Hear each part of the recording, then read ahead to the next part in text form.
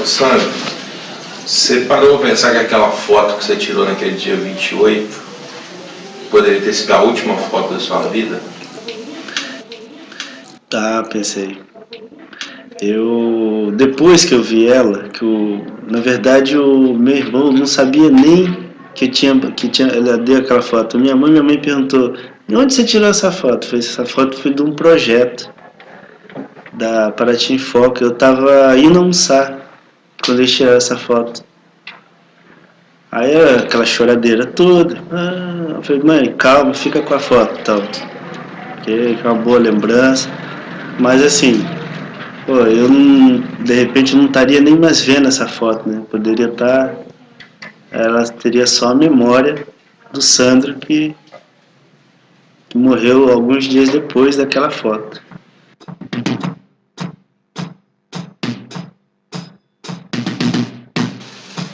Aí isso foram 13 dias, eu fiquei em coma durante 13 dias. No 13º dia eu acordei. Acordei no quarto assim, uma penumbra, eu vi uma televisão ligada.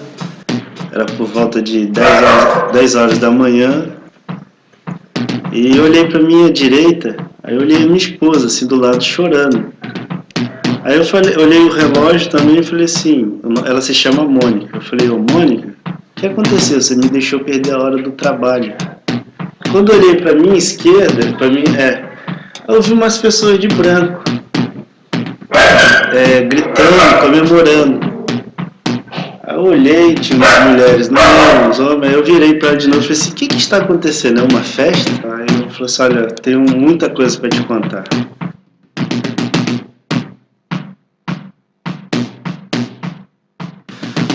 Eu desci a parte desse morro empurrando a bicicleta. Cheguei na metade dele, estava bem tranquilo, não tinha movimento nenhum na rua. Eu avistei o fim da ladeira e decidi: olha, eu vou descer. Testei o freio, tudo, montei na bicicleta e desci. Lembro de vir contra mim, na mão dele certo e eu na minha, um carro, e saiu de trás do carro uma moto muito rápida, que ia ultrapassar o carro. Nisso tinha eu no meio da outra mão. Quando ele tentou se desviar para mim, para sua direita, eu fui para a direita, decidi desviar para a direita também. Aí foi um choque frontal. Eu fui de encontro ao capacete dele, virei por cima da moto, bati com o maxilar no bagageiro da moto e depois com o rosto desacordado, com o rosto no chão. E o acidente em si foi uma violência muito grande. Ou seja, tem aquela coisa assim de adolescente, que eles falam assim: você quebrou a cara, bem feito. Eu literalmente quebrei a cara. Então pensei muito nessa frase, que eu quebrei a cara. Eu quebrei a cara, quebrei o orgulho, que machucou meu ego, né? Eu fui a lona. Eu quebrei a cara, literalmente. Um ser humano que quebra a cara, é isso que aconteceu comigo. Queria que você pegasse ele, né?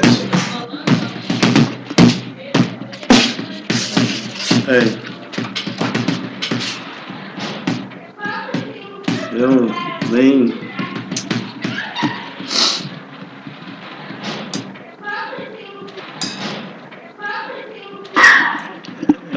parte desse cara morreu.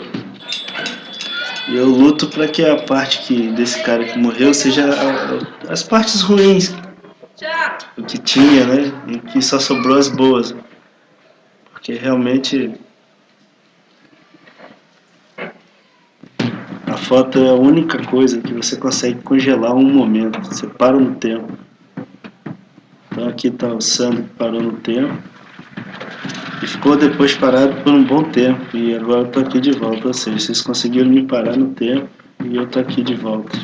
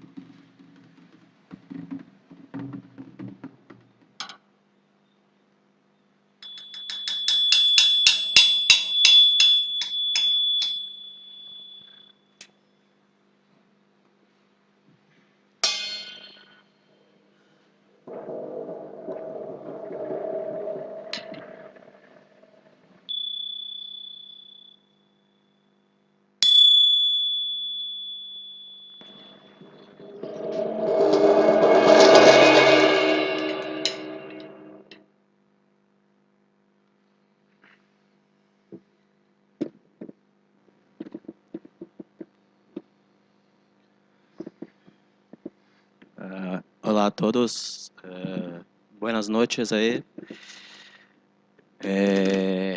Gostaria aí primeiramente de agradecer ao CDF, Daniel Sousa, Verônica, toda a equipe aí por la invitação e por esta oportunidade. E desculpar porque como temos aí a dificuldade em espanhol, gostaríamos de conduzir esta experiência em português. Então, prometo falar devagar e espero que todos entendam um pouco aí do que a gente tem para falar. Eu queria só começar, enfim, resgatando um pouco a história da Nitro, que começa em 2003, comigo, o Léo e o Marcos, iniciando a carreira de fotógrafos e com, né, um sonho de ter uma agência de fotografia clássica inspirada, né, em todas aquelas que a gente foi formado vendo, como Magno, enfim, todas as outras. Éramos fotojornalistas e começamos aí um pouco esse nosso trabalho documental. E em 2005, a gente é convidado para fazer um trabalho em uma região do nosso estado, Minas Gerais, que é o Vale do Jequitinhonha. É uma região, enfim, pobre, porém com uma riqueza de histórias fantásticas. E a gente vai para lá para documentar a retirada de 1.200 famílias de uma região que vai ser alagada por causa da construção de uma usina hidrelétrica. E acho que a partir daí, né, acho que começa a moldar um pouco esse nosso jeito de trabalhar, né, com pessoas, próximos, enfim, e por aí, né, alguns dos nossos valores começam a aparecer ali. Mas acho que mais importante nesse trabalho é quando a gente incorpora mais um elemento a esse time, que é o João Marcos Rosa.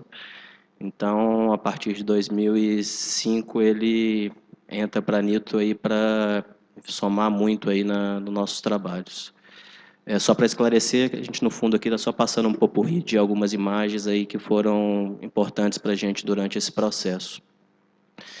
Em 2008, o Gustavo convida, enfim, o Léo para fazer um outro projeto que se chama Os Chicos, que é um projeto que viaja 2.700 quilômetros no Rio São Francisco. Acho que para quem não conhece, o Rio São Francisco é o maior rio genuinamente brasileiro. Então, né, o Rio Amazonas é maior, mas o que nasce e morre no Brasil é o Rio São Francisco. E esse projeto viaja esses 2.700 quilômetros em busca de histórias de franciscos e franciscas. Então, a ideia desse projeto é reconstruir essa história e essa memória do Rio através dos personagens dentro desse recorte, né, quase literal, que é o nome das pessoas. E a partir daí gera, né, toda uma metodologia de trabalho dentro desse projeto, e que em 2012 recebe, né, dá origem a, né, vários subprodutos. Um deles é um livro, que ele é encartado, um livro de fotografia, um livro de contos, são 2 volumes encartados juntos. E esse livro de fotografia recebe o prêmio de melhor livro de fotografia, o prêmio Jabuti, de melhor livro de fotografia, que é o principal prêmio da literatura brasileira. E, né, mais importante até do que isso tudo é a entrada para o Gustavo para a Nitro. Então, é o momento que a gente, enfim, incorpora um escritor dentro de um coletivo de fotógrafos, e a partir daí a gente começa a querer fazer mais do que apenas fotografia ou grandes reportagens, né? Então, a gente se dá o direito e a liberdade de trabalhar com fotografia, vídeo, texto, e isso incorporado muito dentro dos nossos trabalhos.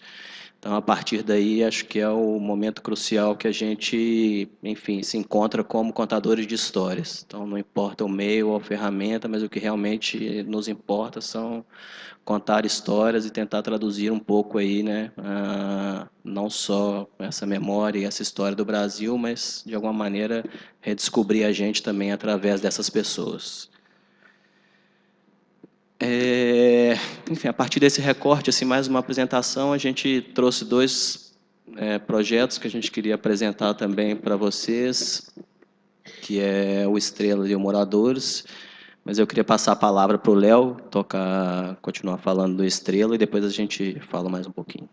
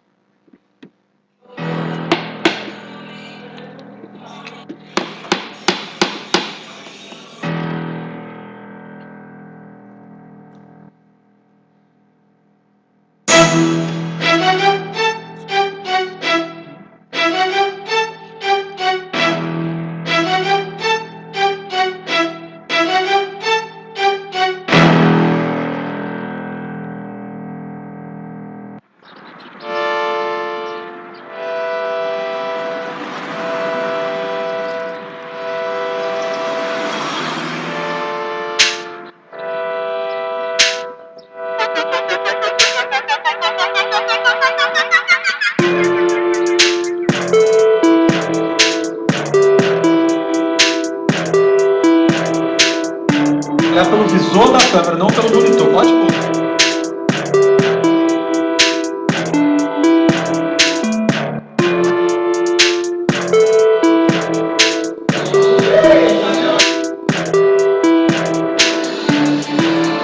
Nós temos duas opiniões. Nós temos a opinião dele.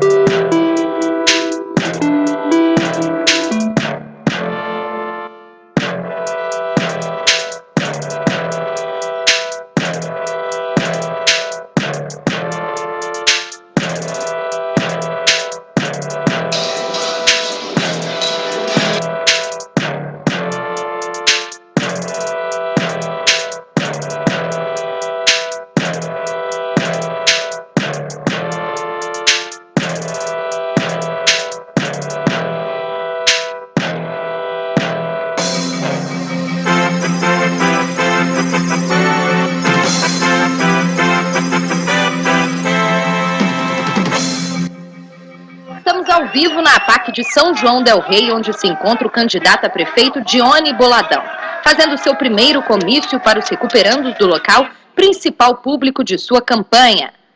Prometo a vocês que eu vou melhorar o sistema. O banheiro de vocês, eu vou colocar uma hidromassagem em cada cela. Vou liberar também uísque,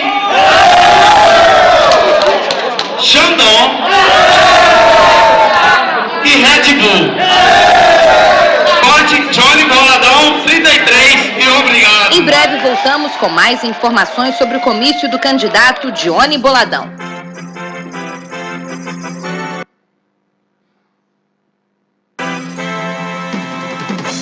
Podem pensar, principalmente na hora de escrever, em qualquer tipo de história que vocês acham importante que seja contada. Importante para a vida de vocês, para a vida de outros, para quem está lá fora, entendeu? Então, só uma coisa para vocês saírem pensando, assim, a revista não precisa ser necessariamente só a história sobre a PAC, o que acontece na PAC, ou explicando a PAC, entendeu?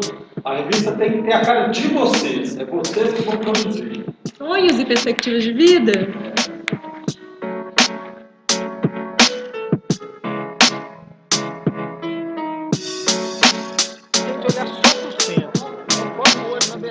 O texto tinha ficado bom, né? Tinha ficado um bom texto, só que era uma proposta diferente do que a gente tinha falado antes. Aí eles refizeram. E refizeram duas, e uma versão fizeram uma em forma de poema e uma em forma de rap.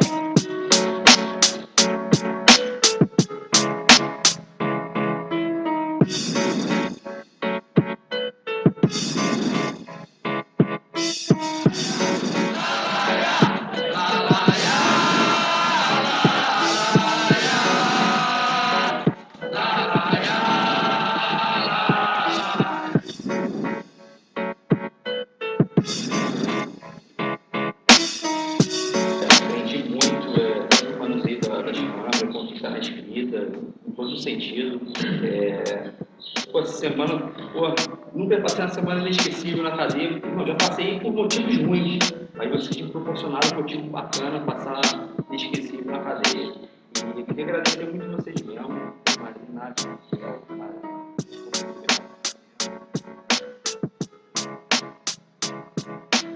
Esse projeto especificamente, nós já temos aí 8 anos diversos cursos que nós fizemos, e como esse foi não mais importante que os outros, não menos, mas esse teve um brilho especial, porque 100% dele foi feito pelos recuperados.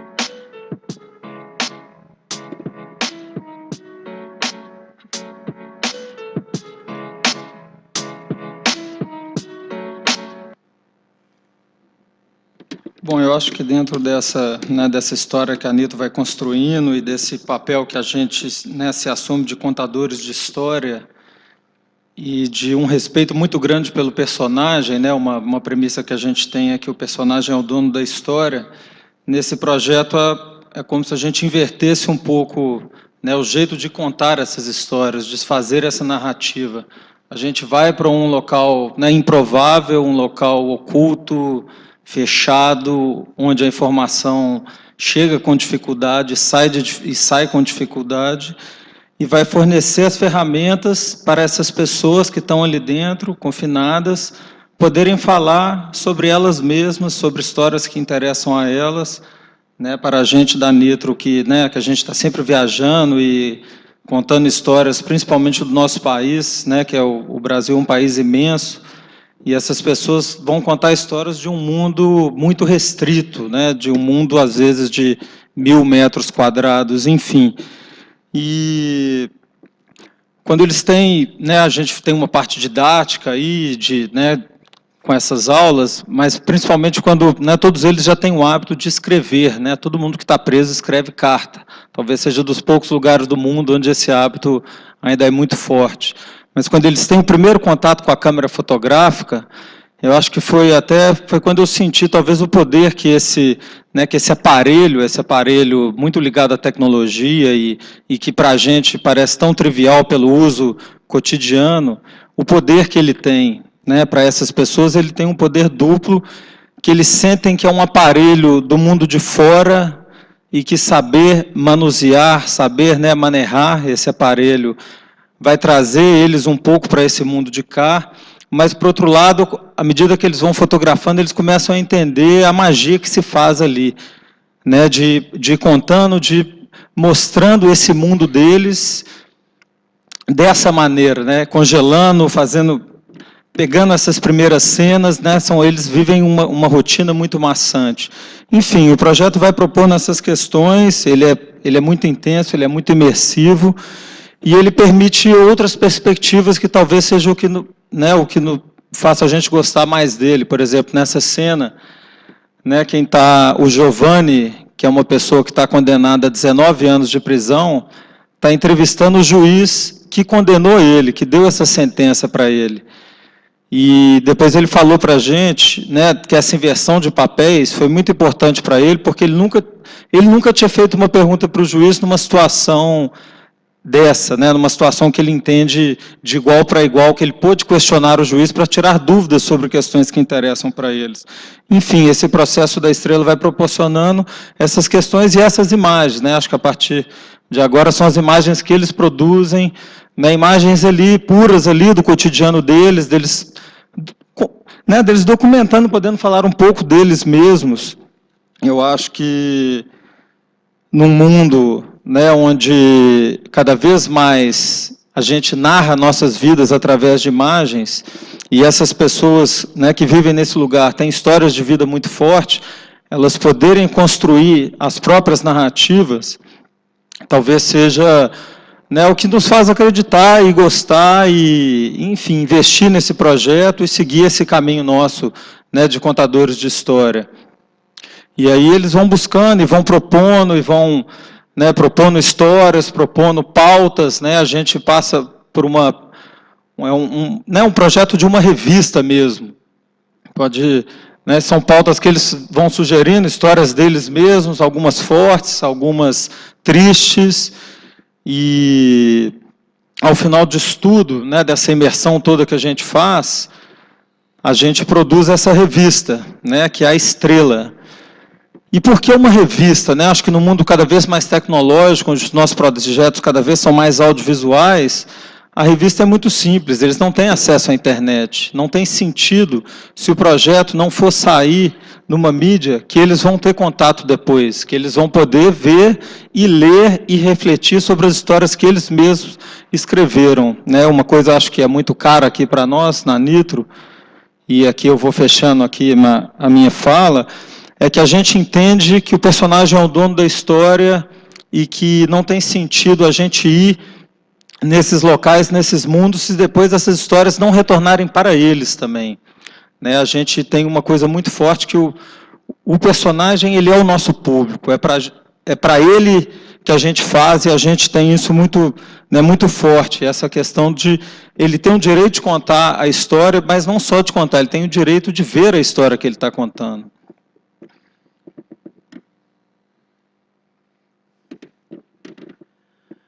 Bom, agora a gente, só dando continuidade aqui, acho que daqui a pouco a gente reflete um pouco mais, mas eu vou passar a palavra para o Gustavo aqui, apresentar um segundo projeto também nosso. Boa noite. A gente vai falar um pouco sobre o Moradores da Humanidade do Patrimônio Histórico.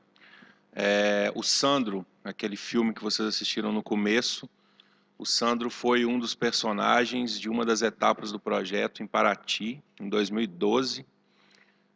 Aquela história dele é muito emblemática para a gente, porque mostra o poder que a fotografia, às vezes, tem na vida de alguém. Enfim, o Moradores também é muito emblemático no caso da Nitro, como uma coisa que o Léo falou, não só no Moradores e no Estrela, mas na grande maioria dos nossos projetos, existe uma lei dentro da Nitro, onde o personagem é o protagonista de todo o nosso trabalho. Seja com uma câmera fotográfica, uma câmera de vídeo ou uma caneta, quem doa o tempo para o trabalho da Nitro são os personagens. E o respeito é total a eles. Então, tudo que a gente faz, a gente devolve a eles um muito obrigado, seja com uma fotografia, seja com um filme, seja com um livro, seja dando a possibilidade deles contarem a história. E o Moradores nasceu como uma exposição fotográfica, que aí entra um outro braço da criação da Nitro, que é a nossa obsessão por tentar expandir a fotografia para outros meios, outras formas de narrativa, sem que ela deixe de ser o protagonista do trabalho da agência. Então, somos contadores de histórias visuais. A fotografia sempre é o ponto principal. E no Moradores começou com essa ideia, era uma exposição fotográfica, onde a gente ia para uma cidade chamada Tiradentes, que é uma cidade histórica, barroca de Minas, que é o nosso estado. E a gente tinha o objetivo, eu, Marcos, Bruno e o Alexandre, que é de um outro coletivo chamado Alicate. A gente tinha um desafio de fazer um projeto onde a gente envolvesse os moradores de Tiradentes. Porque Tiradentes é uma cidade, para quem não conhece, é uma pequena cidade onde vários festivais a utilizam como palco. E nos causava muita estranheza que os moradores da cidade nunca eram protagonistas. Ou eles eram os donos dos restaurantes, ou eles eram os garçons, os moços, ou eram alguma parte técnica dos projetos, dos filmes, das exposições, enfim. A gente quis fazer uma crítica a isso, porque, para a gente, o maior patrimônio que uma cidade pode ter são a história dos seus moradores.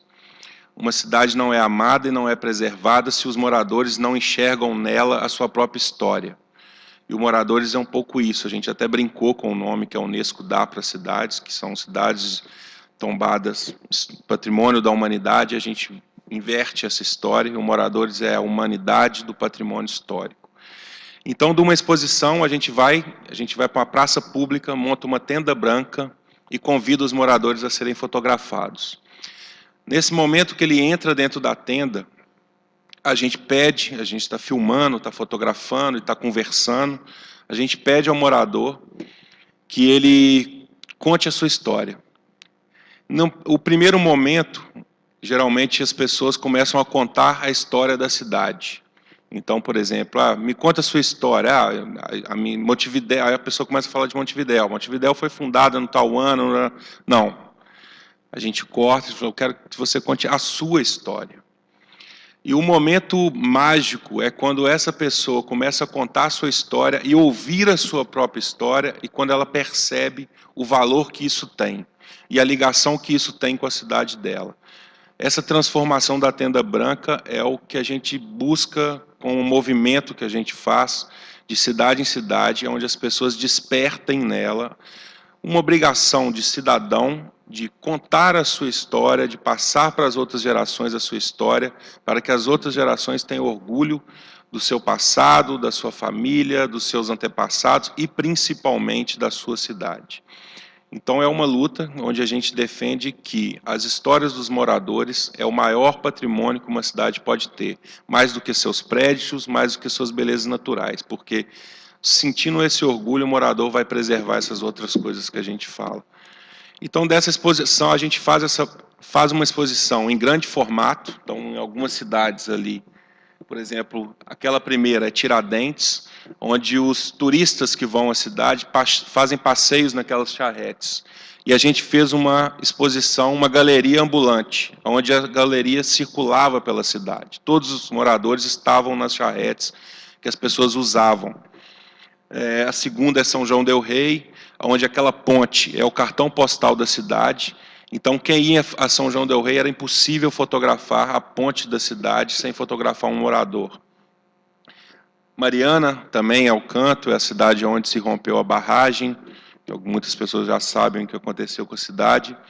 E aqui Diamantina, que existe essa apresentação de uma orquestra, uma praça pública, que era uma tradição da cidade, mas devido à exploração econômica, hoje aos moradores é impossível frequentar essa apresentação, porque eles cercam a praça e cobram entradas caríssimas para se assistir, caríssima para um morador que poderia estar ali assistindo de graça.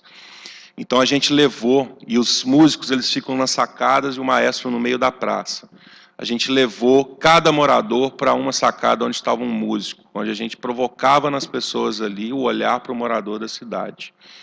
Enfim, uma terceira etapa também, que aí tem uma parte que eu falei do muito obrigado, quando a gente vai para uma cidade, a gente geralmente fotografa de 100 a 200 pessoas por cidade. Fotografa e registra em áudio e vídeo as histórias que elas contam. É impossível para a gente colocar todo mundo numa exposição. Mas nem por isso a gente deixa de seguir a nossa sina e a nossa missão.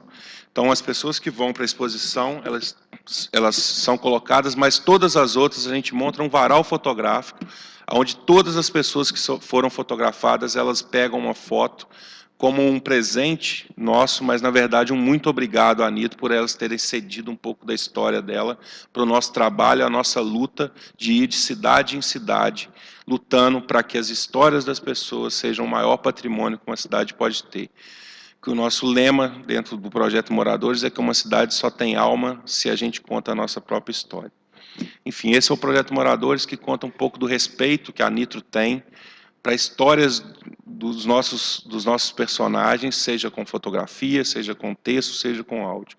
E é a mensagem que a gente veio trazer aqui para o Uruguai, e com muita satisfação a gente encontrou dentro do CDF um trabalho de documentação que nos orgulha muito e nos inspira cada vez mais a levar um pouco da experiência que a gente vem aprendendo dentro do CDF nesses poucos dias para incrementar no trabalho da Nitro. É um pouco isso que a gente tinha para falar. Obrigado.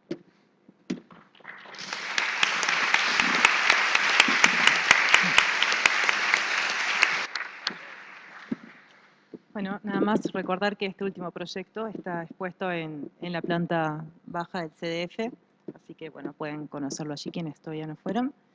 Y bueno, abrimos un espacio de unos minutos para preguntas para Nitro. Les pedimos que sean lo más concisas posibles y breves, así podemos lanzar más preguntas.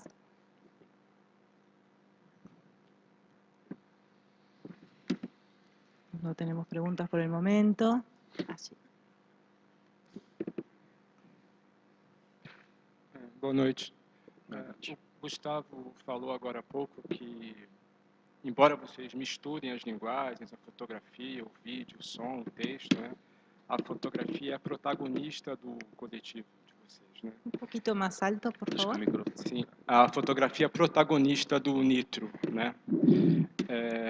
Eu vou fazer uma pergunta que eu acho que vocês já devem ter respondido em outras ocasiões, né? Vocês que são fotógrafos que vieram do fotojornalismo, né? Que me parece que ainda nos dias de hoje é muito ligado a uma linguagem muito clássica, a linguagem do instante decisivo, por exemplo, né? Como é que vocês... Ok. Como é que vocês passam da foto para o vídeo e para o som no momento em que estão no campo, né? Como é que vocês conseguem misturar essas linguagens no trabalho de campo, né? Vocês se consideram videastas, né? Ou vocês se tentam transpor para o vídeo a linguagem da fotografia que vocês produzem?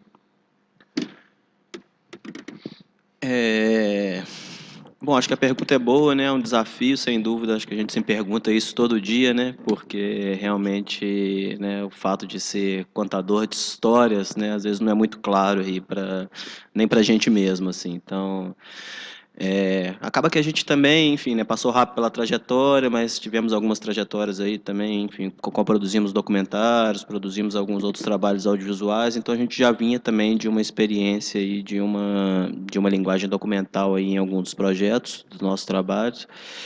Mas eu acho que o desafio hoje para a gente é mais uma liberdade mesmo, né? Eu acho que quando a gente vai para uma praça pública com uma câmera que dá a possibilidade para a gente fotografar, filmar, enfim, com um gravador de áudio, onde a gente consegue captar esses sons e depois tentar de alguma maneira, né, poder, né, diversificar aí as formas de contar essa história, eu acho que é um pouco o que a gente faz. Então, acho que a gente, né, até aproveitando um pouco o gancho aí né, das questões, né, enfim, técnicas e que foram faladas, né, dessa coisa de um aparato tecnológico muito forte que vem ali das práticas laboratoriais ou a liberdade que você tem aí de alguma maneira. Acho que a gente está mais um pouco nesse caminho assim, de estar mais livre, né, de entender que a câmera é realmente uma extensão do nosso corpo, né, do jeito que a gente quer falar e de alguma maneira usar ela nesse sentido, assim. Então, acho que é um pouco por aí, respondi, acho que